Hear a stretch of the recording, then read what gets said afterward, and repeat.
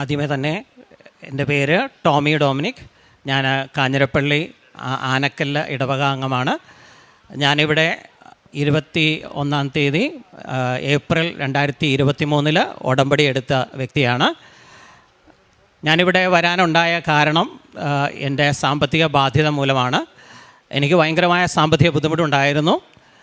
അപ്പോൾ ആ സാമ്പത്തിക ബുദ്ധിമുട്ടൊന്ന് എങ്ങനെ ഓവർകം ചെയ്യുമെന്ന ചിന്തയിൽ ഇങ്ങനെ നിൽക്കുമ്പോഴാണ് കൃപാസനത്തെ പറ്റി എൻ്റെ വൈഫ് എന്നോട് പറയുന്നത്. അങ്ങനെയാണ് ഞാൻ ഉടമ്പടി എടുക്കാനായിട്ട് ഇവിടെ വരുന്നത്. പക്ഷേ ഉടമ്പടി എടുക്കാൻ ഞാൻ വരുന്നതിന് മുമ്പ് ഇത് ആദ്യം എന്നോട് പറയുമ്പം എനിക്കൊരു വിശ്വാസം അല്ലെങ്കിൽ എന്താ പറയുക, ഇതിലേക്ക് അതൊന്നും എടുത്താലാകുമോ ശരിയാകുമോ എന്നുള്ളൊരു സംശയം എൻ്റെ മനസ്സിലുണ്ടായിരുന്നു. അതുകൊണ്ട് ഞാൻ അതത്രയും സീരിയസ് ആയിട്ട് എടുത്തില്ല. വൈഫ് പറഞ്ഞ സജഷനെ ഞാൻ അത്ര സീരിയസ് ആയിട്ട് എടുത്തില്ല. ആ ദിവസവും ഞാൻ എടുത്തില്ല. രണ്ടാമത്തെ ഒരു ദിവസം കൂടെ വൈഫിനോട് പറഞ്ഞു, ഇവിടെ വൈഫ് ഒരു ടീച്ചറാണ്, അപ്പോൾ സ്കൂളിലെ ടീച്ചേഴ്സൊക്കെ ഇങ്ങനെ പറയുന്നു, നമുക്കൊന്ന് ഉടമ്പടി എടുത്താലോ എല്ലാം ശരിയാവുമല്ലോ എന്ന് പറഞ്ഞു. അപ്പോൾ ആ പറച്ചിലും ഞാൻ അത്ര സീരിയസ് ആയില്ല. പക്ഷേ അന്ന് രാത്രിയിൽ പരിശുദ്ധ മാതാവിനെ ഞാൻ സ്വപ്നത്തിൽ കാണുന്നു. എൻ്റെ പ്രോപ്പർട്ടിയുടെ മുകളിൽ മാതാവ് പ്രത്യക്ഷപ്പെട്ട് നല്ല പ്രകാശമായിട്ട് നിൽക്കുന്നത് ഞാൻ കാണുകയാണ്. പക്ഷേ ഞാനത് രാവിലെ വൈഫിനോട് പറയുന്നില്ല.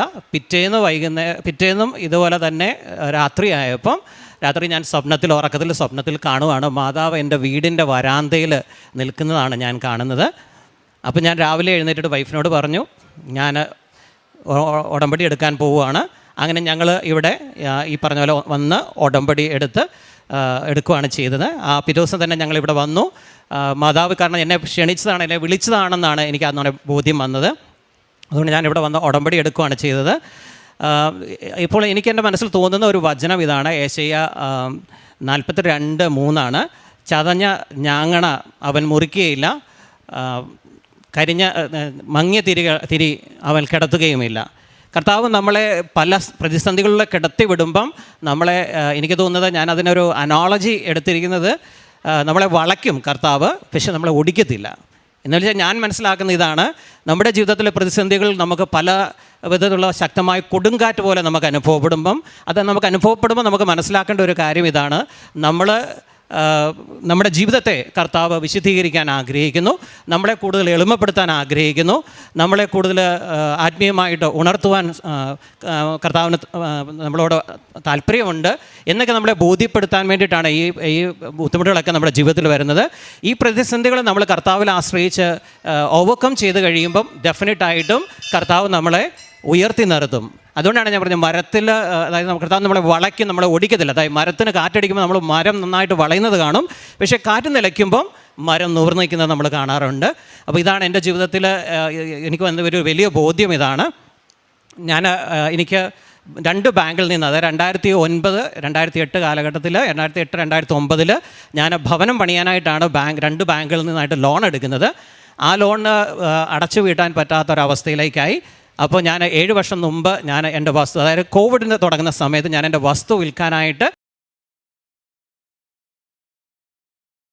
വ്യക്തികളിലൊക്കെ അവരിലൊക്കെ ആശ്രയിച്ചാണ് ഞാനിത് ചെയ്യാൻ വിചാരിച്ചിരുന്നത്. ഞാൻ പല വ്യക്തികളെ സമീപിച്ച് നോക്കി, അവരത് വാങ്ങാൻ തയ്യാറാകുന്നില്ല. പലരും വരും, വസ്തു കാണും, അവർ പോകും. ഇങ്ങനെ ഒരു അവസ്ഥയിൽ നിൽക്കുന്ന സമയത്താണ് ഞാൻ പറഞ്ഞ ഇങ്ങനെ നമ്മൾ വളരെയധികം സാമ്പത്തികമായിട്ട് ബുദ്ധിമുട്ടുന്നു. ഒരു തരത്തിലും നമുക്ക് ഈ ലോൺ തിരികെ അടച്ച് തീർക്കാൻ സാധിക്കുന്നില്ല. നമ്മൾക്കെതിരെ ബാങ്ക് പല പ്രാവശ്യം നമ്മളെ ഒരു ഭീഷണി പോലെ, അല്ലെങ്കിൽ എന്താ പറയുക, ജപ്തി വരുന്ന RR പോലെ, റവന്യൂ റിക്കവറി പോലെ ഉള്ള അവസ്ഥയിലേക്ക് പല സമയത്തും വന്നു. പക്ഷേ എന്തെങ്കിലുമൊക്കെ വിധത്തിലത് ഞാൻ മറ്റുള്ളവരോട് വാങ്ങിച്ചും തിരിച്ചും മറിച്ചുമൊക്കെ ആയിട്ട്, അത് നമ്മൾ പറയല്ലേ, നീലയെ കൊണ്ട് കോതെ കൊണ്ട് നീലെ കെട്ടിക്കുക എന്നൊക്കെ നമ്മൾ പറയുന്ന പഴയ കാരണന്മാർ പറയുന്ന ഒരു അവസ്ഥയായിരുന്നു എൻ്റെ ജീവിതത്തിൽ. ഞാനതുകൊണ്ട് അങ്ങനെ പലയിടത്തു നിന്ന് വാങ്ങിച്ചു, അവിടുന്ന് മേടിച്ച് ഇങ്ങോട്ട് വെക്കും, ഇവിടുന്ന് മേടിച്ച് അങ്ങോട്ട് വെക്കും. ഇങ്ങനെ ജപ്തി ഒഴിവാക്കി ഞാൻ കുറേ കാലങ്ങൾ മുമ്പോട്ട് പോയി. പക്ഷേ ഈ സമയത്താണ് ഞാൻ ഈ പറഞ്ഞ 2021 ഭാര്യ എന്നോട് പറയുന്നത്, ഇവിടെ വന്ന് ഉടമ്പടി എടുക്കുന്നത്. ഞാൻ അങ്ങനെ ഉടമ്പടി എടുക്കുന്നു. ഞാൻ ആദ്യത്തെ കാര്യങ്ങളൊക്കെ പുതുക്കി, അല്ലെങ്കിൽ ആദ്യത്തെ ഉടമ്പടിയിൽ ഞാൻ ശക്തമായിട്ട് പ്രാർത്ഥിച്ചു ഞാൻ ഇതിന് വിൽക്കാൻ. അപ്പോൾ ആ സമയത്തൊക്കെ നമ്മുടെ അടുത്ത് പലരും വസ്തു വാങ്ങാനായിട്ട് വരുന്നുണ്ട്, പക്ഷേ ആരും നമുക്ക് അതിൻ്റെ ഒരു ഫൈനൽ വേർഡ് തരുന്നില്ല. 6 മാസം കഴിയട്ടെ, അല്ലെങ്കിൽ ഞാൻ അടുത്ത അവധിക്ക് വരുമ്പോൾ വാങ്ങാം, ഇങ്ങനെയാണ് നമ്മളോട് അവർ പറഞ്ഞുകൊണ്ടിരിക്കുന്നത്. അപ്പം നമുക്ക് മനസ്സിലായി ഇത് ഒരു തരത്തിലും മുമ്പോട്ട് പോകില്ല എന്ന് മനസ്സിലായപ്പം 5ാം തവണ ഞാനിവിടെ ഉടമ്പടി പുതുക്കാൻ വരുമ്പം ഇവിടെ കൗൺസിലിരിക്കുന്ന സിസ്റ്ററിനോട് ചോദിച്ചു, ഇതുവരെ സാക്ഷ്യങ്ങളൊന്നും ആയില്ലെന്ന് ചോദിച്ചു. ഞാൻ പറഞ്ഞു, സിസ്റ്ററെ, സാക്ഷ്യങ്ങളെന്ന് പറഞ്ഞാൽ ആത്മീയമായ വലിയ വലിയ ഉണർവുണ്ടായി. ഞാൻ ബൈബിളും വിശുദ്ധ കുർബാനയൊക്കെ ഞാൻ കാണുന്ന ഒരു വ്യക്തിയായിരുന്നു, എല്ലാ ദിവസവും പോകുന്നയാൾ. പക്ഷേ ഞാൻ ഇൻഡെപ്തായിട്ട് അല്ലെങ്കിൽ ഒരു മെറ്റിക്കുലസ് ലെവലിൽ വിശുദ്ധ കുർബാന കാണാനും അല്ലെങ്കിൽ അതിനെ കൂടുതൽ മനസ്സിലാക്കി കാണാനും ബൈബിൾ വായിക്കാനും എനിക്ക് ഒരു ശക്തി ലഭിച്ചത് ശരിക്കും പറഞ്ഞാൽ ഉടമ്പടി എടുത്തപ്പോഴാണ്. പക്ഷേ അങ്ങനത്തെയുള്ള ചെറിയ ചെറിയ കാര്യങ്ങൾ എനിക്ക് പറയാനുള്ളൂ. എനിക്കൊരു നല്ല സാക്ഷ്യം പറയാനുള്ളൊരു അവസരം ഇതിനകത്തുണ്ടെന്ന് എനിക്കറിയില്ല എന്ന് പറഞ്ഞു. അപ്പോൾ അങ്ങനെ എന്നിട്ട് കൗൺസിലിംഗ് പറഞ്ഞതിൻ്റെ പിറ്റേ ദിവസം ഞാനിവിടെ വന്ന് ജോസഫ് അച്ഛനെ കാണുകയാണ്. ഞാനിവിടെ വന്ന് ടോക്കൺ എടുത്തു. ജോസഫ് അച്ഛനെ ഇവിടെ പ്രാർത്ഥിച്ചിട്ട് എനിക്കൊരു കാശ് രൂപം തന്നിട്ട് പറഞ്ഞു ഉപ്പിട്ട് പ്രാർത്ഥിക്കണമെന്ന് മാത്രം പറഞ്ഞു. അപ്പോൾ ആ സമയത്ത് എന്നോട് ബാങ്കിൽ നിന്ന് പ്രഷർ കൂടുതലാണ്. അവർ പറയണം എത്രയും പെട്ടെന്ന് അടയ്ക്കണം, ഇല്ലെങ്കിൽ ഞങ്ങൾ RR എന്നുള്ള നടപടിയിലേക്ക് മൂവ് ചെയ്യും എന്നുള്ളതാണ്. ബാങ്കിൽ നിന്ന് 2 തവണ വീടുകളിൽ ആളുകൾ അന്വേഷിച്ച് വന്നു. അപ്പോൾ എനിക്ക് വലിയ ബുദ്ധിമുട്ടുകളാകാൻ തുടങ്ങി, മാനസികമായിട്ട് എന്താ ചെയ്യേണ്ടത്. പക്ഷേ ഞാൻ കർത്താവിൽ ആശ്രയിച്ച് മാതാവ് ഞങ്ങൾക്ക് അപ്പോൾ എന്നോട് ഭാര്യ പറയുന്നുണ്ട് നമ്മൾ എന്ത് ചെയ്യുന്നത്. ഞാൻ പറയും നമ്മൾ ഉടമ്പടിയിലാണ് നിൽക്കുന്നത്, ഒന്നും പേടിക്കേണ്ട, കർത്താവ് വഴിയൊരുക്കും, കർത്താവിൻ്റേതായ ഒരു സമയമുണ്ട്, ആ സമയത്ത് നമുക്ക് കാര്യങ്ങൾ ഭംഗിയായിട്ട് നടപ്പിലാക്കി തരുമെന്ന് ഞാൻ പറഞ്ഞു. തുക ഏകദേശം എടുത്ത ലോൺ 18 ലക്ഷം രൂപയായിരുന്നു. ഞങ്ങൾ അടയ്ക്കാൻ വന്നപ്പോഴത്തേക്ക് അത് 30 ലക്ഷം രൂപ ആയിട്ട് മാറിയിട്ടുണ്ടായിരുന്നു. അതാണ് ഞങ്ങൾക്കുണ്ടായിരുന്നത് ഏറ്റവും വലിയ. അപ്പോൾ ഞാനിവിടെ വന്ന് അച്ഛനോട് അതാണ് എഴുതിയതാണ് പറഞ്ഞത്. 32 ലക്ഷം രൂപയോളം വന്നാലും നമുക്കിത് ക്ലോസ് ചെയ്യാൻ പറ്റത്തുള്ളൂ. അങ്ങനെയാണ് നമ്മൾ അച്ഛനോട് ഇവിടെ പറയുന്നത്. അങ്ങനെ ഞാൻ ഇത് ഇവിടെ കൊണ്ടുപോയി ഈ ഉടമ്പടി കാശ് രൂപയുടെ അച്ഛനെ കണ്ടപ്പോൾ അച്ഛൻ പ്രാർത്ഥിച്ച് തന്നു. ഞാനത് കൊണ്ടുപോയി എൻ്റെ വസ്തുവിൻ്റെ നടുക്ക് കുഴിച്ചിട്ടു. ഉടമ്പടി ഉപ്പ് വിതറി പ്രാർത്ഥിക്കാൻ അച്ഛൻ പറഞ്ഞിട്ട് ഞാൻ അവിടെ നിന്ന് വിശ്വാസ പ്രമാണങ്ങളൊക്കെ ചൊല്ലി. അതൊരു ഈ 2025 മെയ്യിലാണ് ആ കാര്യങ്ങൾ സംഭവിക്കുന്നത്. അപ്പോൾ ആ സമയത്ത് ഞാൻ ഡെയിലി ബ്രെഡ്, ജോസഫ് അച്ഛൻ്റെ ഡെയിലി ബ്രെഡ് രാവിലെ കൂടിക്കൊണ്ട് നിൽക്കുമ്പം അച്ഛൻ ഇവിടെ നിന്ന് പറയുവാണ് വസ്തു വിൽക്കാനായിട്ട് ആഗ്രഹിക്കുന്ന വ്യക്തികൾക്ക് 7 ദിവസത്തിനകത്ത് നിങ്ങളുടെ വസ്തു വിറ്റ് മാറി കടബാധ്യതയിൽ നിന്ന് ഒഴിവാക്കാൻ സാധിക്കുമെന്നും. അപ്പം ഞാനത് എൻ്റേതാണെന്ന് തന്നെ ഉറച്ച് വിശ്വസിച്ചു. അപ്പം ഞാൻ പ്രാർത്ഥിക്കാൻ തുടങ്ങി, മാതാവ് ഇത് എൻ്റെ തന്നെ ആയിരിക്കണേ, എനിക്കൊരു അടയാളം തരണേ എന്ന് പ്രാർത്ഥിക്കാൻ തുടങ്ങി. അടുത്ത ദിവസം ഒരു സംസ്കാര ശുശ്രൂഷ ഉണ്ടായിരുന്നു തിരുവനന്തപുരത്ത്. അപ്പോൾ ഞാൻ തിരുവനന്തപുരത്തേക്ക് പോയി. അവിടെ ചെന്ന് ഈ ശുശ്രൂഷ കഴിഞ്ഞ ഉടനെ ഞാൻ അവിടെ വഴുതക്കാട് പള്ളി എന്ന് പറഞ്ഞ പള്ളിയുണ്ട്, അവിടെ പള്ളിയിൽ കയറി മാതാവിൻ്റെ വലിയൊരു തിരുസ്വരൂപമുണ്ട്, അതിന് മുമ്പിൽ നിന്ന് ഞാൻ പ്രാർത്ഥിക്കാൻ തുടങ്ങി. അപ്പോൾ കൂടുതൽ ശക്തമായിട്ട് ഞാനിങ്ങനെ പ്രാർത്ഥിക്കുമ്പോൾ എൻ്റെ മനസ്സിലിങ്ങനെ തോന്നുവാണ് നീ പേടിക്കേണ്ട, നിൻ്റെ വസ്തു ഉടനെ വിൽക്കും, നിൻ്റെ എല്ലാ പ്രശ്നങ്ങൾക്കും ഒരു പരിഹാരം ഉണ്ടാകുമെന്നൊരു തോന്നൽ, അല്ലെങ്കിൽ ആരോ സംസാരിക്കുന്ന പോലെ ഒരു ഫീലിംഗ് എൻ്റെ മനസ്സിൽ തോന്നി. അപ്പം ഞാൻ പറയും മാതാവേ ഒരു അടയാളം തരണം എന്ന് ഞാൻ പറഞ്ഞു. അടുത്ത ദിവസം അന്ന് പള്ളിയിൽ ഈ ഞങ്ങൾ കൊന്ത ചൊല്ലിയിട്ട് പുറത്തോട്ട് ഇറങ്ങുമ്പം മഴ തൂളാൻ തുടങ്ങി. ഞങ്ങൾ കുറച്ച് ദൂരം തിരികെ യാത്ര ചെയ്തപ്പോഴത്തേക്കും എൻ്റെ ജ്യേഷ്ഠൻ എന്നോട് പറയുവാണ് നീ മുകളിലേക്കൊന്ന് നോക്കിക്കേ, ഇതാ മഴവില്ല് തെളിഞ്ഞ് നിൽക്കുന്നതെന്ന് പറഞ്ഞു. അങ്ങനെ അപ്പോൾ എനിക്ക് മനസ്സിൽ ഉറപ്പിച്ചു മാതാവ് എനിക്ക് അടയാളം തന്നതാണെന്ന് ഞാൻ ഉറപ്പിച്ചു. പിറ്റേന്ന് വൈകിട്ട് 7 മണി സമയത്ത് 2 ബ്രോക്കർമാർ എന്നെ വിളിക്കുവാണ്, ഒരു പാർട്ടി വന്നിട്ടുണ്ട് വസ്തു എടുക്കാനായിട്ട്, ഞങ്ങളിപ്പോൾ വരുവാന്ന് പറയും. അപ്പോൾ ഞാൻ ചോദിച്ചു രാത്രിയിൽ വന്ന് നിങ്ങളെങ്ങനെയാണ് വസ്തു കാണുന്നത്, ഇരുട്ടത്ത് നിങ്ങളെങ്ങനെയാണ് വസ്തു കാണുന്നത്? അപ്പോൾ പറഞ്ഞു ഇരുട്ടത്തെ പുള്ളി വസ്തു കണ്ടു, ഞങ്ങൾ വസ്തു കാണിച്ചിട്ടാണ് നിൽക്കുന്നത്, സാറൊന്ന് കയറി വന്നാൽ മതി. അപ്പോൾ ഞാനൊരു ചെറിയ രീതിയിൽ അധ്യാപകനൊക്കെ നടത്തുന്നതാണ്. അപ്പോൾ സാറൊന്ന് കയറി വന്നാൽ മതി, വീട്ടിലേക്ക് കയറി വരാൻ പറഞ്ഞു. ഞാൻ അങ്ങനെ വീട്ടിൽ വന്നപ്പം അദ്ദേഹം എന്നോട് പറയുകയാണ് എനിക്ക് വസ്തു ഇഷ്ടപ്പെട്ടു, ഞാനിത് വാങ്ങിക്കാൻ റെഡിയാണ്, നാളെ വൈഫിനെ കൂടെ കാണിച്ചിട്ട് അഡ്വാൻസ് തരാമെന്ന് പറഞ്ഞു. അങ്ങനെ പിറ്റേ ദിവസം അദ്ദേഹം വൈഫിനെ കൊണ്ട് കാണിച്ചിട്ട് എനിക്ക് അഡ്വാൻസ് തരുവാണ്. ആദ്യത്തെ പ്ലോട്ട് പോയി, ഞാനൊരു 30 സെൻറ്റാണ് വിൽക്കാൻ ഇട്ടിരുന്നത്, ആദ്യത്തെ 15 സെൻറ്റ് അദ്ദേഹം വാങ്ങിച്ചു. അപ്പോൾ അഡ്വാൻസും തന്നു. അപ്പോൾ അതിൻ്റെ പിറ്റേ ദിവസം വീണ്ടും ഞാൻ നോക്കുമ്പം അടുത്ത ദിവസം തന്നെ അടുത്ത ഒരു പാർട്ടി വരുവാണ്, അടുത്ത 15 സെൻറ്റും കച്ചവടമായി. അപ്പോൾ ഞാൻ ഈ വസ്തു വിറ്റ് കിട്ടിയ ഉടനെ അഡ്വാൻസ് ആയ ഉടനെ ഞാനിവിടെ വന്ന് അലക്സച്ചനായിരുന്നു അന്ന് ഇവിടെ ഇരുന്നായിരുന്നു സാക്ഷ്യത്തിൻ്റെ അവിടെ. ഞാൻ അച്ഛനടുത്ത് വന്ന് പറഞ്ഞു ഇങ്ങനെ എൻ്റെ വസ്തു വിറ്റു, ഞാൻ സാക്ഷ്യം പറയട്ടെ എന്ന് ചോദിച്ചു. അപ്പോൾ അച്ഛൻ പറഞ്ഞു വേണ്ട, ഇപ്പോൾ പറയണ്ട, അതിൻ്റെ ട്രാൻസാക്ഷൻസ് എല്ലാം കംപ്ലീറ്റ് ചെയ്യട്ടെ, ഫൈനാൻഷ്യലായിട്ടുള്ള എല്ലാ ഇടപാടുകളും തീർത്തിട്ട് വസ്തു എഴുതി കൊടുത്തതിന് ശേഷം ഇവിടെ വന്നാൽ മതി എന്ന് പറഞ്ഞു. അങ്ങനെ എൻ്റെ വസ്തു ഇന്നലെ കൊണ്ട് ഞാൻ അതിൻ്റെ ട്രാൻസാക്ഷൻസ് എല്ലാം കംപ്ലീറ്റ് ചെയ്തു. ഞാൻ ഉദ്ദേശിച്ചതിൽ കൂടുതൽ വില എനിക്ക് കിട്ടുകയും ചെയ്തു. എൻ്റെ കടങ്ങൾ വീട്ടി എൻ്റെ കയ്യിൽ മിച്ചം പൈസയും മാതാവും ഈശോ എനിക്ക് തന്നു. ഇതാണ് എനിക്ക് കിട്ടിയ വലിയ ഒരു അനുഗ്രഹമായിട്ട് ഞാൻ പറയുന്നത്. കാരണം ഒരിക്കലും നടക്കില്ല എന്ന് ഞാൻ വിചാരിച്ചിരുന്ന കാര്യം വളരെ സ്മൂത്തായിട്ട്, അതായത് കർത്താവിൻ്റെ സമയമായപ്പം എനിക്കത് കർത്താവ് തന്നു എന്നാണ് ഞാൻ ഉറച്ച് വിശ്വസിക്കുന്നത്. ഇതാണ് ഒന്നാമത്തെ സാക്ഷ്യം എനിക്ക് പറയാനുള്ളത്. രണ്ടാമത് എനിക്ക് പറയാനുള്ളത്, എൻ്റെ ഈ സാമ്പത്തിക ബാധ്യത നിൽക്കുന്ന സമയത്ത് കാലിലൊരു മുഴ വന്നു. അത് ഞാൻ ഡോക്ടറെ കൺസൾട്ട് ചെയ്യുവാണ്. ഡോക്ടറെ കൺസൾട്ട് ചെയ്യുമ്പോൾ എന്നോട് പറയുവാണ് ഈ മുഴ ഇതിവിടെ ഇരിക്കാൻ പറ്റത്തില്ല, നാളെ അഡ്മിറ്റ് ആയിക്കോ, നാളെ ഓപ്പറേഷൻ ചെയ്യാമെന്ന് പറഞ്ഞു. എന്നെ സംബന്ധിച്ച് സാമ്പത്തികമായിട്ട് ആ സമയത്ത് 5 പൈസ കയ്യിലെടുക്കാനില്ലാത്തൊരവസ്ഥയിൽ നിൽക്കുന്ന സമയമാണ്. ഞാൻ ഡോക്ടറോട് പറഞ്ഞു, ഞാൻ നാളെ വന്ന് അഡ്മിറ്റ് ആകാം, ഇന്നെനിക്ക് ഞാൻ പ്രിപ്പയർഡ് അല്ല എന്ന് പറഞ്ഞ് ഞാൻ ആശുപത്രിയിൽ നിന്ന് അവിടെ നിന്ന് ഇറങ്ങി വീട്ടിലേക്ക് പോയി. ഞാൻ വന്ന് വൈഫിനോട് പറഞ്ഞു, ഇത് ഓപ്പറേഷൻ ചെയ്യണമെന്നൊക്കെ അവർ പറയുന്നത്, എന്ത് ചെയ്യും? അപ്പോൾ ഞാൻ പറഞ്ഞു, ഏതായാലും ഞാൻ ഓപ്പറേഷൻ ചെയ്യുന്നില്ല, ഞാൻ ഏതായാലും മാതാവിൽ ഉടമ്പടി എടുത്തിട്ടുണ്ട്, മാതാവ് എനിക്ക് അത് മാറ്റിത്തരും, അവിടെ ഞാനത് ഉടമ്പടി തൈലം പുരട്ടി പ്രാർത്ഥിക്കാൻ തീരുമാനിച്ചെന്ന് പറഞ്ഞു. അങ്ങനെ ഉടമ്പടി പ്രാർത്ഥനകൾ രാവിലെയും വൈകിട്ടും ഒക്കെ ചൊല്ലി കഴിയുമ്പം ഞാൻ ഈ മുഴയുടെ മുകളിൽ ഉടമ്പടി തൈലം പുരട്ടി മാതാവിനോട് പ്രാർത്ഥിക്കാൻ തുടങ്ങി. 3-4 ദിവസം കഴിഞ്ഞപ്പോഴത്തേക്കും അതങ്ങ് പസ് പോലെ ഫോം ചെയ്തു. അത് പഴുക്കുന്നതായിട്ട് എനിക്ക് ഫീൽ ചെയ്തു. എനിക്ക് അതിഭയങ്കരമായ വേദന മുഴയിൽ അനുഭവപ്പെട്ടു. മുട്ട അനയ്ക്കാൻ പറ്റത്തില്ലാത്ത അവസ്ഥയിലേക്ക് വന്നു. പക്ഷേ ഞാൻ ഇതൊന്നും മൈൻഡ് ചെയ്ത്, കാരണം ഞാൻ അന്നേരം ഇങ്ങനെ ചിന്തിക്കുന്നതാണ്, എൻ്റെ ഈ വേദനയെക്കാളും വലിയ വേദന അനുഭവിച്ചാണല്ലോ ക്രൂശിതനായി കിടക്കുന്നത്. അതുകൊണ്ട് ഇതൊന്നും ഇനി എന്നെ സംബന്ധിച്ചൊരു വേദനയല്ല എന്ന് ഞാൻ മനസ്സിൽ ചിന്തിച്ചു. അതുകൊണ്ട് ഞാൻ ബലം പ്രയോഗിച്ച് മുട്ടയിൽ കുത്തി നിന്നു. ആ മുട്ടയിൽ കുത്തി നിൽക്കുന്ന സമയത്ത് അതങ്ങ് പൊട്ടിക്കഴിഞ്ഞ് ഞാൻ മുട്ടയിൽ നിന്ന് എഴുന്നേൽക്കുമ്പം അതിൽ നിന്ന് പസ്സും വെള്ളവും പുറത്തേക്ക് ഒഴുകുവാണ് ഞാൻ കാണുന്നത്. 2-3 ദിവസം കൊണ്ട് അത് തനിയെ ചുങ്ങി അത് ചെറുതായി അതില്ലാതെ അതിൻ്റെ സ്കാർ മാത്രമായിട്ടാണ് ഇപ്പോൾ എൻ്റെ മുട്ടിലുള്ളത്. മുട്ടിന് താഴെയാണ്, മുട്ടയിലല്ല, അത് ഈ ഭാഗത്തായിട്ടാണ് എനിക്ക് വന്നത്. അപ്പോൾ അതെനിക്കിപ്പോഴും ഒരു ബുദ്ധിമുട്ടും ഇല്ല, മുട്ടയിൽ നിൽക്കാം. ഇത് എനിക്ക് തോന്നുന്നത് എൻ്റെ മാതാവും ഈശോ എനിക്ക് തന്ന വലിയൊരു അനുഗ്രഹമായിട്ടാണ് ഞാൻ കാണുന്നത്. മൂന്നാമത്തെ ഒരു സാക്ഷ്യം എനിക്ക് പറയാനുള്ളത്, എൻ്റെ നഷ്ടപ്പെട്ടു പോയ PG കഴിഞ്ഞ്, ഞാൻ PG കഴിഞ്ഞിട്ട് 25 വർഷമായിരുന്നു. എൻ്റെ സർട്ടിഫിക്കറ്റ് ഞാൻ PG കഴിഞ്ഞ ഉടനെ മദ്രാസ് യൂണിവേഴ്സിറ്റിയിൽ അപ്ലൈ ചെയ്ത, ഞാൻ MBA കഴിഞ്ഞൊരു വ്യക്തിയാണ്. അന്ന് അപ്ലൈ ചെയ്തിട്ട് എനിക്ക് ജോലികൾ ലഭിച്ചതുകൊണ്ട് ഞാൻ ജോലിയുടെ പുറകെ അങ്ങ് പോയി. എൻ്റെ കയ്യിൽ പ്രൊഫഷണൽ സർട്ടിഫിക്കറ്റും മാർക്ക് ഷീറ്റും മാത്രമേ ഉള്ളൂ. അത് വെച്ച് എനിക്ക് പലയിടത്തും ജോലികൾ ലഭിക്കുന്നുണ്ടായിരുന്നു. അതുകൊണ്ട് ഞാൻ ഇതിനെക്കുറിച്ച് ബോധേഡല്ലായിരുന്നു. ഇത് മറന്നും പോയി, ഇങ്ങനെ അപ്ലൈ ചെയ്ത കാര്യങ്ങളും സർട്ടിഫിക്കറ്റ് കിട്ടിയെന്നുള്ള. പിന്നെ എനിക്ക് ഫർദർ സ്റ്റഡീസ് എന്നുള്ള ഒരു ഹയർ സ്റ്റഡീസ് എന്നുള്ളൊരു ചിന്ത വന്നപ്പോഴാണ് ഞാൻ ഇതിനെക്കുറിച്ച് ആലോചിക്കുന്നത്. അപ്പോൾ ഞാൻ യൂണിവേഴ്സിറ്റിയിൽ അന്വേഷിച്ച്, ഞാനിങ്ങനെ വർഷങ്ങൾക്ക് മുമ്പ് ഇത് അപ്ലൈ ചെയ്തതാണ്, എൻ്റെ സർട്ടിഫിക്കറ്റ് എനിക്ക് ഇതുവരെ ലഭിച്ചിട്ടില്ല. അപ്പോൾ അന്ന് നമ്മളോട് അവർ പറയുന്നത്, നിങ്ങളിത് പോസ്റ്റലിൽ അയച്ചു തരുമെന്നാണ്. അപ്പോൾ പോസ്റ്റലിൽ എനിക്ക് കിട്ടിയിട്ടുമില്ല. അപ്പോൾ ഞാനിത് അങ്ങനെ അവരോട് ഒരു പരാതി പോലെ പറഞ്ഞപ്പോൾ അവർ പറഞ്ഞു, ഞങ്ങൾ ഓൾറെഡി സർട്ടിഫിക്കറ്റ് ഇവിടെ നിന്ന് അയച്ചതാണ്, ഞങ്ങൾക്കത് കിട്ടിയില്ലെങ്കിൽ അതിനകത്ത് ഞങ്ങൾക്കൊന്നും ചെയ്യാൻ പറ്റത്തില്ല. നിങ്ങൾക്ക് ചെയ്യാൻ പറ്റുന്ന ഒരു കാര്യമേ ഉള്ളൂ, നിങ്ങൾക്ക് ഡ്യൂപ്ലിക്കേറ്റ് സർട്ടിഫിക്കറ്റിന് അപ്ലൈ ചെയ്യാം. ഡ്യൂപ്ലിക്കേറ്റ് സർട്ടിഫിക്കറ്റ് എടുക്കുക എന്ന് പറഞ്ഞാൽ ഒരു ലെങ്തി പ്രൊസീജിയറാണ്. അത് അത്രയും നമുക്ക് ഒത്തിരി കടമ്പകൾ നമ്മൾ കിടന്നാൽ മാത്രമേ നമുക്കൊരു ഡ്യൂപ്ലിക്കേറ്റ് സർട്ടിഫിക്കറ്റ് എടുക്കാൻ പറ്റുള്ളൂ. അപ്പോൾ ഞാൻ ഇവിടെ ജോസഫ് അച്ഛൻ്റെ ഉടമ്പടി ക്ലാസ് കേൾക്കുവാണ്.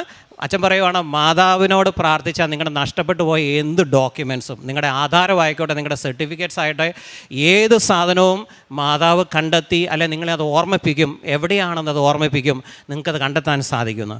അപ്പോൾ ഞാൻ ആ ക്ലാസ്സിൻ്റെ സമയത്ത് ശക്തമായിട്ട് പ്രാർത്ഥിച്ചു, എൻ്റെ ഈ നഷ്ടപ്പെട്ടു പോയ അല്ലെങ്കിൽ ഈ MBAയുടെ സർട്ടിഫിക്കറ്റ് എനിക്കൊന്ന് കിട്ടണം, എൻ്റെ മാതാവെ എവിടെയാണെന്ന് കണ്ടെത്തി തരണം എന്ന് പ്രാർത്ഥിച്ചു. ഞാനങ്ങനെ പ്രാർത്ഥിക്കുമ്പം എൻ്റെ ഉള്ളിലൊരു തോന്നൽ വരുവാണ്, നിങ്ങൾ പഠിച്ച കോളേജിലെ ഡയറക്ടർക്ക്, MBAയുടെ ഡയറക്ടർക്ക് ഒരു മെയിൽ അയക്കുന്നൊരു ഉൾവിൽ എനിക്ക് തോന്നി. ഞാൻ ആ മൊമെൻറ്റിൽ തന്നെ ഒരു മെയിൽ ഡയറക്ടർ, കാരണം 25 വർഷം മുമ്പ് ഞാൻ പഠിച്ചിറങ്ങിയ കോളേജാണ്. ആ കോളേജിൽ നിന്ന് ഒരു ഓട്ടോണമസ് കോളേജുമാണ്. അപ്പോൾ എനിക്ക് ആ കോളേജിലേക്ക് ഇത് അയച്ചാൽ, എന്നെ പരിചയമില്ലാത്ത, 25 വർഷം മുമ്പ് അവിടുത്തെ അലുമിനിയ എന്ന് പറഞ്ഞിട്ട് കാര്യമില്ല, എന്നെ ഒരു പരിചയമില്ലാത്ത ഡയറക്ടറാണ് അവിടെ ഇരിക്കുന്നത്. അപ്പോൾ ഞാൻ ഈ മെയിൽ അദ്ദേഹത്തിന് അയച്ചു. അയക്കുന്നതിന് തൊട്ട് മുമ്പ് തന്നെ ഞാൻ ഉടമ്പടി ഉപ്പെടുത്ത് പ്രാർത്ഥിച്ച്, അത് ഉപ്പ് വെച്ച് അതിൽ കുരിശ് വരച്ചു, ഉടമ്പടി തൈലം വെച്ച് മെയിലിൽ പ്രാർത്ഥിച്ചു. ഞാനിത് ഫോർവേഡ് ചെയ്തു. ഞാൻ അത്ഭുതം എന്ന് പറഞ്ഞിട്ട് 2 ദിവസം കഴിഞ്ഞപ്പം ഡയറക്ടർ എന്നെ തിരിച്ച് മെയിൽ ചെയ്യുവാണ്, താങ്കളുടെ സർട്ടിഫിക്കറ്റ് കോളേജിലെ ഓഫീസിൽ ഇപ്പോഴും ഇരിപ്പുണ്ട്. കാരണം ഞാനതിനകത്ത് എൻ്റെ MBAയുടെ രജിസ്റ്റർ നമ്പർ അതെൻ്റെ ഓർമ്മയിലുണ്ടായിരുന്നു, MB 440-216 എന്ന നമ്പർ, അത് ഞാൻ മെൻഷൻ ചെയ്താണ് മെയിൽ അയക്കുന്നത്. അപ്പോൾ അദ്ദേഹം എന്നോട് തിരിച്ച് മെയിൽ തരുവാണ്, താങ്കൾക്ക് വന്ന് ഇത് കളക്ട് ചെയ്യാം, ഇത്രയും കാലം ഇതിൻ്റെ കസ്റ്റോഡിയനായിട്ട് ഞങ്ങൾ ഇതിനിവിടെ കീപ്പ് ചെയ്തുകൊണ്ട് താങ്കളൊരു ചെറിയ പെനാൽറ്റി അടയ്ക്കണം, ഒരു 10,500 രൂപ അടയ്ക്കാൻ പ്രിപ്പയർഡ് ആയിട്ട് വേണം ഇങ്ങോട്ട് വരാനെന്ന് പറഞ്ഞു. അങ്ങനെ ഇത് കിട്ടിയ അന്നേരം തന്നെ ഞാൻ സാറിനെ വിളിച്ചു. സാറിൻ്റെ മൊബൈൽ നമ്പർ എനിക്ക് തന്നു. ഞാൻ വിളിച്ച്, സാറേ എനിക്ക് ഇങ്ങനെ വന്ന് നാളെ തന്നെ ഞാൻ വരാൻ ഉദ്ദേശിക്കണം, ഇന്ന് വൈകിട്ടത്തെ ബസ്സിന് ഞാൻ കയറി വരും, സാറ് അവിടെ ഉണ്ടാകുകയല്ലേ എന്ന് ചോദിച്ചു. ഞാൻ അങ്ങനെ പിറ്റേ ദിവസം പോയി. എൻ്റെ നഷ്ടപ്പെട്ടു പോയി 25 വർഷമായിട്ട് എനിക്ക് നഷ്ടപ്പെട്ടു പോയിരുന്ന, അല്ലെങ്കിൽ കിട്ടുകയില്ല, ഇനി ഒരു ഡ്യൂപ്ലിക്കേറ്റ് എടുക്കണമെന്നൊക്കെ ഞാൻ വിചാരിച്ചിരുന്ന ഒരു സർട്ടിഫിക്കറ്റ്, ഒറിജിനൽ സർട്ടിഫിക്കറ്റ് തന്നെ മാതാവ് എനിക്ക് തിരികെ വീണ്ടെടുത്ത് തന്നു. ഇത് സഞ്ചാരി മാതാവ് എൻ്റെ കൂടെ വന്ന് എനിക്ക് ഈ കാര്യങ്ങളെല്ലാം ചെയ്തതാണെന്ന് ഞാൻ ഉറച്ചു വിശ്വസിക്കുന്നു. അതാണ് എനിക്കുണ്ടായ ഏറ്റവും വലിയൊരു അനുഭവം. 4ാമത്തെ ഒരു അനുഭവം എന്ന് പറയുന്നത്, വലിയ ഒരു ആക്സിഡൻറ്റിൽ നിന്ന് മാതാവ് എന്നെ രക്ഷിച്ചു. ഞാൻ കൃപാസനം പത്രം എല്ലാ മാസവും ഇവിടെ വന്ന് വാങ്ങിക്കുന്നയാളാണ്. അത് ഞാൻ വിതരണം ചെയ്യും. അപ്പം ഞാൻ അതിൻ്റെ പ്രേക്ഷിത പ്രവർത്തനം മറ്റു കാര്യങ്ങളെല്ലാം ചെയ്തുകൊണ്ടിരിക്കുന്നയാളാണ്. ഞാൻ സാധാരണ വരുമ്പോൾ അതിരാവിലെ കാറിൽ ഇങ്ങോട്ട് വരുവാണ് ചെയ്യുന്നത്. അപ്പോൾ എൻ്റെ വൈഫിൻ്റെ കസിൻ ഒരു സിസ്റ്റർ, റെവറൻഡ് സിസ്റ്റർ പറഞ്ഞു, ഞാനും കൂടെ വരുന്നുണ്ട് ഈ പ്രാവശ്യം നിങ്ങളുടെ കൂടെ വരുമ്പം, അപ്പോൾ എന്നെ കൂടെ കൊണ്ടുപോകണമെന്ന് പറഞ്ഞു. അങ്ങനെ ഞങ്ങൾ സിസ്റ്ററിനെയും കൂട്ടി അതിരാവിലെ ഒരു 3:30 ആയപ്പോൾ ഞാൻ വീട്ടിൽ നിന്ന് സ്റ്റാർട്ട് ചെയ്യുവാണ്. ഞങ്ങളൊരു ഇറങ്ങുമ്പോൾ തുടങ്ങി ഞങ്ങൾ കൊന്ത ജപമാല ചൊല്ലിക്കൊണ്ടാണ് ഇരിക്കുന്നത്. ഒരു പകുതി വഴി എത്താറായപ്പോഴത്തേക്കും ഒരു വളവിൽ വന്നപ്പോഴത്തേക്കും വണ്ടി എൻ്റെ കയ്യിൽ നിന്ന് കൺട്രോൾ പോയി. വണ്ടിക്ക് എന്താ സംഭവിക്കുന്നത്, ഞാൻ എന്താ സംഭവിക്കുന്നത് എൻ്റെ മാതാവേ എന്ന് ചോദിക്കുകയും വണ്ടി ഒന്ന് സൈഡിലേക്ക് ചെരിഞ്ഞിട്ട് വട്ടം തിരിഞ്ഞ് റോഡിന് നടുക്ക് തിരിഞ്ഞിട്ട് അരികിലുള്ള ഭിത്തിയിലേക്ക് ഇടിക്കാൻ പോകും. ഞാൻ ഓർത്ത് ഇടിച്ചു, ഞങ്ങൾ തീർന്നു എന്ന് ഞങ്ങൾ മനസ്സിൽ പെട്ടെന്ന് വെച്ചു. പക്ഷേ മാതാവേന്ന് വിളിച്ചത് കൊണ്ടായിരിക്കും എന്താ സംഭവം എന്ന് എനിക്കറിയില്ല. ഒരടിക്ക് മുമ്പിൽ മതിലിടിക്കുന്നതിന് മുമ്പ് തന്നെ വണ്ടി നിന്നു. റോഡിന് വിലങ്ങിയാണ് വണ്ടി നിന്നത്. ഞാൻ അവർക്ക് അത്ഭുതകരമായിട്ട് മാതാവ് രക്ഷപ്പെടും. കാരണം എതിർ ദിശയിൽ നിന്ന് വളവായതുകൊണ്ട് വണ്ടി വന്നാൽ, അല്ലെ പുറകിൽ നിന്നൊരു വണ്ടി വന്നാൽ ഈ ഞങ്ങൾ വട്ടം കറങ്ങുന്ന സമയത്ത് അവർ ഞങ്ങളെ ഇടിച്ച് തെറിപ്പിക്കത്തേ ഉള്ളൂ. അല്ലെങ്കിൽ ഞങ്ങൾ മതിലിടിച്ചാൽ ഞങ്ങൾക്ക് പിന്നെ ആരോഗ്യപരമായിട്ട് നമുക്ക് വളരെ മോശമായ അവസ്ഥയിലേക്ക് നമ്മൾ പോകുമായിരുന്നു. പക്ഷേ മാതാവിൻ്റെ പ്രത്യേക കൃപ കൊണ്ട് അപകടത്തിൽ നിന്നും മാതാവ് ഞങ്ങളെ രക്ഷിച്ചു. പിന്നെ ഞാനിപ്പോൾ ഉടമ്പടിയിൽ എഴുതിയിരുന്ന ഒരു കാര്യമാണ്. പക്ഷേ എനിക്ക് കിട്ടിയ ജോലികളെല്ലാം ഞാൻ ജോലിയിൽ നഷ്ടപ്പെട്ട അവസ്ഥയുണ്ടായിരുന്നു. കാരണം ഞാൻ ജോലി ചെയ്തിരുന്ന സ്ഥലത്തു നിന്ന് കോളേജിൽ നിന്ന് താഴേക്ക് ഇറങ്ങുമ്പോൾ സ്റ്റെയർകേസ് ഇറങ്ങുമ്പോൾ അതിൻ്റെ മണ്ടയിൽ നിന്ന് താഴേക്ക് വീണ് എൻ്റെ കാലൊടിഞ്ഞു. അങ്ങനെയാണ് എനിക്ക് ജോലി നഷ്ടപ്പെടുന്നത് ആദ്യമേ. അപ്പോൾ ഞാൻ ഉടമ്പടി നിയോഗത്തിൽ വെച്ചിരുന്ന ഒരു കാര്യമാണ് എനിക്കൊരു ജോലി നൽകണമെന്നുള്ളത്. അപ്പോൾ ഉടമ്പടി ഉടനെ തന്നെ കർത്താവ് എനിക്കൊരു ടെമ്പററി ജോലിയാണ്. ഇപ്പോഴും ഞാൻ ആ ടെമ്പററി ജോബിൽ തന്നെയാണ് കണ്ടിന്യൂ ചെയ്യുന്നത്. ഒരു പെർമനൻറ്റ് ജോബായി കിട്ടണമെന്ന് ഞാൻ ആഗ്രഹിക്കുന്നുണ്ട്. അതിനുള്ള അവസരം മാതാവ് എത്രയും പെട്ടെന്ന് എനിക്ക് തരുമെന്ന് ഞാൻ വിശ്വസിക്കുന്നു. പിന്നെ എൻ്റെ പ്രേക്ഷിത പ്രവർത്തനത്തെ കുറിച്ച് പറയുവാണെങ്കിൽ ഞാൻ ഇവിടുന്ന് പത്രം എല്ലാ മാസവും മേടിക്കും. എല്ലാ ആശുപത്രികളിലും ഞാൻ പോകും, ഗവൺമെൻറ് ഹോസ്പിറ്റലിൽ പോകും, അവിടെ രോഗികളെ കാണും, അവർക്ക് പത്രം വിതരണം ചെയ്യും. ഞാൻ സ്കൂട്ടർ എടുത്തിട്ട് കിലോമീറ്ററുകൾ 30-40 കിലോമീറ്ററുകൾ ട്രാവൽ ചെയ്യും. പോകുന്ന എല്ലാ കവലകളിലും ഞാൻ സ്കൂട്ടർ നിർത്തിയിട്ട് ഇറങ്ങി വരും, പത്രമായിട്ട് പോകും. ഓട്ടോറിക്ഷ സ്റ്റാൻഡിൽ പോയി നിന്ന് അവരോട് വചനം പറഞ്ഞും ഇതിൻ്റെ കൃപാസന മാതാവിനെക്കുറിച്ചുമൊക്കെ പറഞ്ഞു കൊടുക്കുകയും പത്രങ്ങൾ കൊടുക്കുകയും അങ്ങനെ, അല്ലെങ്കിൽ കവലകളിൽ ആളുകൾ കൂടി നിൽക്കുന്നിടത്ത് കണ്ടാൽ അവിടെ പോയി ഞാൻ അവർക്ക് പത്രം കൊടുക്കും. എനിക്ക് റിജക്ഷൻസ് ഒക്കെ വന്നിട്ടുണ്ട്. പക്ഷേ ഞാൻ എല്ലാ തവണയും ഇറങ്ങുമ്പം ഉടമ്പടി തൈലവും ഉപ്പും ഈ പത്രത്തെ വിതറിയിട്ടാണ് ഇറങ്ങിപ്പോകുന്നത്. അതുകൊണ്ട് റിജക്ഷൻസ് എന്ന് പറയാൻ എനിക്ക് പറഞ്ഞാൽ ഞാൻ ഇപ്പോൾ ഇത്രയും നാളും ഈ 2-2.5 വർഷമായിട്ട് ഞാൻ ചെയ്ത റിജക്ഷൻസ് എന്ന് പറഞ്ഞാൽ എല്ലാം കൂടെ വിരലിനാന്ന് ഒരു 4-5 ഇൻസിഡൻസേ എനിക്ക് പറയാനുള്ളൂ. അതിൽ കൂടുതലൊരു റിജക്ഷൻസ് എനിക്ക് വന്നിട്ടില്ല. അത് ചിലരിവിടെ വന്ന് എടുത്തവർ തന്നെ എന്നോട് റിജക്റ്റ് ചെയ്തുകൊണ്ട് ഞാനിവിടെ വന്നിട്ട് ഉടമ്പടി എടുത്തിട്ട് എനിക്ക് ഒന്നും കിട്ടിയില്ലെന്ന് പറഞ്ഞ ആളുകളുണ്ട്. പക്ഷേ ഞാൻ അദ്ദേഹത്തെ പാസിഫൈ ചെയ്യുകയാണ് ചെയ്തത്. കാരണം ഞാൻ പറഞ്ഞത് താങ്കൾ ഉടമ്പടിയിൽ ചിലപ്പോൾ ഒരുപക്ഷെ കറക്റ്റ് ആകാഞ്ഞത് കൊണ്ടായിരിക്കാം അത് കിട്ടാതെ പോയത്. അപ്പം നമ്മൾ ഉടമ്പടിയിൽ അത് വീണ്ടും ഇവിടെ വന്ന് പുതുക്കിയിട്ട് അത് ചെയ്യാൻ ഉപദേശിക്കുക മാത്രമാണ് ഞാൻ ചെയ്തത്. അതുപോലെ പലരും അധ്യാപക ജോലിയിലൊക്കെ ഇടപെടുന്നവരൊക്കെ എന്നെ കളിയാക്കിയിട്ടുണ്ട്. പക്ഷേ ഇങ്ങനെ റിജക്ഷൻസ് ഒക്കെ വന്നിട്ടുണ്ട്. പക്ഷേ അതൊന്നും എന്നെ ബാധിച്ചില്ല. കാരണം ഞാനിവിടെ ഉടമ്പടിയിൽ സ്ഥിരമായിട്ട് മുൻപോട്ട് പോകാൻ ആഗ്രഹിക്കുന്ന ഒരു വ്യക്തിയാണ്. അതുകൊണ്ട് ഞാനിങ്ങനെ പോയി പ്രേക്ഷിത പ്രവർത്തനമായിട്ട് ഇത് ചെയ്യുന്നു. ഞാൻ എല്ലാ ദിവസവും ഡെയിലി ബ്രെഡ് കാണും, അത് ഷെയർ ചെയ്യും, സോഷ്യൽ മീഡിയയിൽ ഷെയർ ചെയ്യും. അതുപോലെ തന്നെ അച്ഛൻ്റെ ക്ലാസ്സുകൾ ഞാൻ ഷെയർ ചെയ്യും, അത് സ്റ്റാറ്റസ് ഇടും. ഇതാണ് നമ്മൾ പ്രേക്ഷിത വേലയിൽ ഞാൻ കൂടുതൽ ചെയ്തുകൊണ്ടിരിക്കുന്നത്. കാരുണ്യപ്രവൃത്തിയായിട്ട് ഞാൻ ചെയ്തുകൊണ്ടിരിക്കുന്നത്. ഞാൻ എല്ലാ സമയത്തും എൻ്റെ കയ്യിൽ പൈസ ഉള്ളപ്പോൾ എല്ലാം ഞാൻ ആളുകൾക്ക് ആശുപത്രിയിൽ പോയി രോഗികളെ കാണും. അവർക്ക് ഞാൻ നമ്മുടെ തൈലം കൊണ്ടുപോയി കുരിശ് വരച്ച് ഞാൻ അവിടെ പ്രാർത്ഥിക്കും. ഞാൻ ചോദിക്കും, ഞാൻ പ്രാർത്ഥിച്ചോട്ടെ. അപ്പം അവർ പ്രാർത്ഥിക്കാൻ അനുവദിക്കും. അത് ഏത് ജാതി ഏത് മതത്തിൽപ്പെട്ടവരാണെങ്കിലും ഞാൻ നോക്കാറില്ല. ഞാൻ ഉടമ്പടി തൈലം വെച്ച് അവരെ പ്രാർത്ഥിക്കും. എന്നിട്ട് ഞാൻ അവർക്ക് പത്രം കൊടുക്കും. ചിലർക്ക് കാശുരൂപം കൊടുത്തിട്ടുണ്ട്. ചിലരോട് ഞാൻ ഉപ്പം എൻ്റെ കയ്യിലുണ്ടെങ്കിൽ തേനോ ഉണ്ടെങ്കിൽ ഞാൻ പറയും, ഇത് ഭക്ഷണത്തിൽ കഴിക്കുക, നിങ്ങൾക്ക് സൗഖ്യം പെട്ടെന്ന് തന്നെ മാതാവ് തരും. അതുപോലെ തന്നെ ഞാൻ ഈ പ്രാർത്ഥന അവർക്ക് മരുന്ന് വാങ്ങിക്കാനുള്ള പൈസ, ചില സാഹചര്യങ്ങളിലൊക്കെ ആശുപത്രിയിൽ പുറത്തിറങ്ങി ശ്വാസം മുട്ടിയിട്ട് 250-300 രൂപയാണ് മരുന്നില്ലെന്നൊക്കെ പറഞ്ഞ് എന്നോട് അപ്രോച്ച് ചെയ്ത ആളുകളുണ്ട്. അപ്പോൾ ഞാൻ തന്നെ അന്നേരം പോയി മരുന്ന് മേടിച്ച് അവർക്ക് കൊടുത്ത ആ ഇഞ്ചക്ഷൻ എടുത്തു കഴിയുമ്പോഴാണ് അവർക്കത്, കാരണം ഗവൺമെൻറ് ഹോസ്പിറ്റലാണെങ്കിലും അവിടെ മരുന്ന് റെഡിലി അവൈലബിൾ അല്ല. അപ്പോൾ അവർ പറയും പുറത്തോട്ട് എഴുതി കൊടുക്കും ഇവർക്ക്. അന്നേരമാണ് ഇവർക്ക് നമ്മുടെ സഹായം ആവശ്യം വരുന്നത്. അപ്പം അങ്ങനെയൊക്കെ പലരും എന്നെ അപ്രോച്ച് ചെയ്തിട്ടുണ്ട്. ഞാൻ പോകുന്ന മിക്കവാറുമുള്ള ഗവൺമെൻറ് ഹോസ്പിറ്റലിലൊക്കെ തന്നെ പിറ്റേ ദിവസം അല്ലെങ്കിൽ അടുത്ത ദിവസം അല്ലെങ്കിൽ നമ്മൾ അവിടെ ഇറങ്ങുന്ന സമയത്ത് പലരും എന്നോട് ചോദിക്കാറുണ്ട്, സാറ് നാളെ അടുത്ത ദിവസം വരുമോ, സാറ് വരുമ്പോൾ ഞങ്ങൾക്കൊരു ആശ്വാസമുണ്ട്, അല്ലെങ്കിൽ ഞങ്ങൾ സാറ് പ്രാർത്ഥിക്കുമ്പോൾ ഞങ്ങൾക്കൊരു സമാധാനം കിട്ടുന്നുണ്ട്, അപ്പോൾ വരികയില്ലേ എന്നിങ്ങനെ ചോദിക്കുന്നുണ്ട്. അപ്പോൾ ഞാൻ എനിക്ക് പറ്റുന്ന ദിവസങ്ങളിലൊക്കെ പോകാറുണ്ട്. വീട്ടിൽ നിന്ന് വൈഫ് ഭക്ഷണം പൊതി ഉണ്ടാക്കി തരും, അത് ഞാൻ കൊണ്ട് ഇവർക്ക് കൊടുക്കും. ഓർഫണേജുകളിൽ പോകാറുണ്ട്, അവിടെയും പോയി ഞാൻ ഭക്ഷണം കൊടുക്കും. എന്നെക്കൊണ്ട് വരുന്ന പോലെ സാമ്പത്തിക സഹായങ്ങൾ ഞാൻ ചെയ്തു കൊടുക്കും. പല സ്ഥലത്തും ഭക്ഷണം ഉണ്ടാക്കി കൊണ്ടുപോയി കൊടുത്ത് ഞങ്ങൾ അവരോടൊപ്പം ദിവസം സ്പെൻഡ് ചെയ്ത് അവരെ കേട്ട് കൂടുതൽ കേൾക്കുമ്പോഴാണ് അവർക്ക് ആശ്വാസം. പലരും നമ്മളോട് സങ്കടപ്പെടാറുണ്ട്, എൻ്റെ മക്കൾ എന്നെ പലരും മക്കളൊക്കെ ഉപേക്ഷിച്ചപ്പെട്ട് വന്ന ആൾക്കാരാണ്. അപ്പോൾ എന്നോട് പറയാറുണ്ട്, മക്കൾ എന്നെ ഉപേക്ഷിച്ചിട്ടുണ്ട് പോയി. അപ്പോൾ ഞാൻ പറയുന്നു, അപ്പയ്ക്ക് ഒരു മകനെ നഷ്ടപ്പെട്ടാലും ഞങ്ങൾക്ക് പെട്ടെന്ന് ഞങ്ങളെപ്പോലുള്ള മക്കൾ എപ്പോഴും വരുന്നുണ്ടല്ലോ, അതുകൊണ്ട് നിങ്ങൾക്ക് ഞങ്ങളെപ്പോഴും അവിടെ വരുന്നുണ്ടല്ലോ, അതുകൊണ്ട് ഞങ്ങൾ മക്കളായിട്ട് തന്നെ കണ്ടാൽ മതി എന്നൊക്കെ ഞങ്ങൾ കൊടുക്കാറുണ്ട്. ഇങ്ങനെ സജഷൻസൊക്കെ കൊടുക്കാറുണ്ട്. ഇതാണ് ഞങ്ങൾ പ്രേക്ഷിത വേലയിൽ ചെയ്യുന്ന കാര്യങ്ങൾ. പിന്നെ വഴിയിലൂടെ പോകുമ്പോൾ ഞാൻ ഭക്ഷണപ്പൊതി മേടിച്ച് സ്കൂട്ടറിൽ വെക്കും. ഞാൻ ജോലിക്ക് പോകുന്ന സ്ഥലങ്ങളിലേക്കൊക്കെ ഞാൻ സ്കൂട്ടറിൻ്റെ ഫ്രണ്ടിൽ ഇതിങ്ങനെ കുറേ 4-5 പാക്കറ്റ്സ് വീതം മേടിച്ചിടും. അംഗവൈകല്യമുള്ള ആളുകളെ ഞാൻ കണ്ടാൽ അവിടെ സ്കൂട്ടർ നിർത്തും, ഞാൻ ഇറങ്ങി ഇവർക്ക് ഈ ഭക്ഷണം കൊടുക്കും, ഭക്ഷണപ്പൊതി കൊടുക്കും. ഭക്ഷണം കഴിച്ചതാണോ എന്ന് ചോദിക്കും. സാമ്പത്തികമായിട്ട് ഉച്ചയ്ക്കത്തെ ഭക്ഷണത്തിന് പൈസ ഇല്ലെങ്കിൽ ആ പൈസ എൻ്റെ കയ്യിൽ ഉള്ളതുപോലെ ഞാൻ കൊടുക്കും. അപ്പോൾ ഇങ്ങനെയൊക്കെയാണ് ഞാൻ എൻ്റെ പ്രേക്ഷിത പ്രവർത്തനം നടത്തിയത്. ആത്മീയമായിട്ട് എനിക്കുണ്ടായ ഉണർവ് ഞാൻ പറഞ്ഞല്ലോ, ബൈബിളും കുർബാനയിലൊക്കെ സജീവമായിട്ട് എനിക്ക് പങ്കെടുക്കാൻ സാധിച്ചു. ഇത്രയും വലിയൊരു അനുഗ്രഹം എനിക്ക് തന്ന മാതാവിനും ഈശോയ്ക്കും 1000 നന്ദി പറഞ്ഞുകൊണ്ട് എൻ്റെ വാക്കുകൾ ഞാൻ നിർത്തുന്നു. Thank you. യാക്കോബിൻ്റെ ലേഖനം 1-ാം അധ്യായം 2 മുതൽ 4 വരെ തിരുവചനങ്ങൾ. എൻ്റെ സഹോദരരെ, വിവിധ പരീക്ഷകളിൽ അകപ്പെടുമ്പോൾ നിങ്ങൾ സന്തോഷിക്കുവിൻ. എന്തെന്നാൽ വിശ്വാസം പരീക്ഷിക്കപ്പെടുമ്പോൾ നിങ്ങൾക്കതിൽ സ്ഥിരത ലഭിക്കുമെന്ന് അറിയാമല്ലോ. ഈ സ്ഥിരത പൂർണ്ണ ഫലം പുറപ്പെടുവിക്കുകയും അങ്ങനെ നിങ്ങൾ പൂർണ്ണരും എല്ലാം തികഞ്ഞവരും ഒന്നിലും കുറവില്ലാത്തവരും ആവുകയും ചെയ്യും. ടോമി ഡൊമിനിക് എന്ന ഈ സഹോദരൻ തൻ്റെ ഉടമ്പടി ജീവിത സാക്ഷ്യമാണ് നമ്മളോട് പങ്കുവെച്ചത്.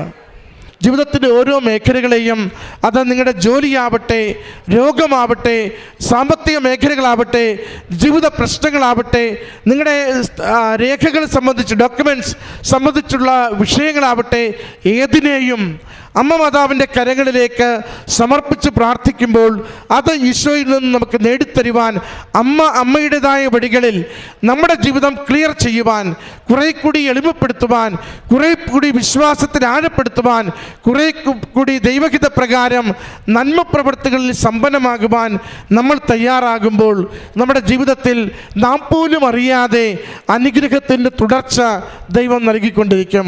സഹോദരൻ പറയുന്നുണ്ട്, ഞാൻ എൻ്റെ പ്രേക്ഷിത പ്രവർത്തനം എപ്പോഴും തീഷ്ണതരമായി ചെയ്തുകൊണ്ടിരുന്നു. ഞാൻ എൻ്റെ കാരുണ്യ പ്രവൃത്തി ഒരിക്കൽ പോലും മടുപ്പില്ലാതെ മറ്റുള്ളവർക്ക് ഞാൻ ചെയ്തുകൊണ്ടിരുന്നു. ഈശോയുടെ ദരിദ്രർക്ക് വേണ്ടി എന്തു ചെയ്താലും, ഈശോയുടെ നാമത്തെ മഹത്വപ്പെടുത്തുവാൻ വേണ്ടി എന്തു ചെയ്താലും നമ്മുടെ ജീവിതത്തിൽ അനുഗ്രഹമാകും വിധം ഈശോ അത് മാറ്റിത്തന്നിരിക്കും. അതിൻ്റെ സാക്ഷ്യമാണ് ഈ സഹോദരൻ ഈ എൽത്താരയിൽ പങ്കുവച്ചത്. ഈ കുടുംബത്തിന് ലഭിച്ച ഓരോ നന്മകൾക്കും അപകടത്തിൽ നിന്ന് സവിശേഷമാവിധം രക്ഷിച്ചതിനും അമ്മ മാതാവിനും തിരുക്കുമാരനും നന്ദി പറഞ്ഞുകൊണ്ട് കരങ്ങളടിച്ച് ഈ സാക്ഷ്യം സമർപ്പിക്കാം.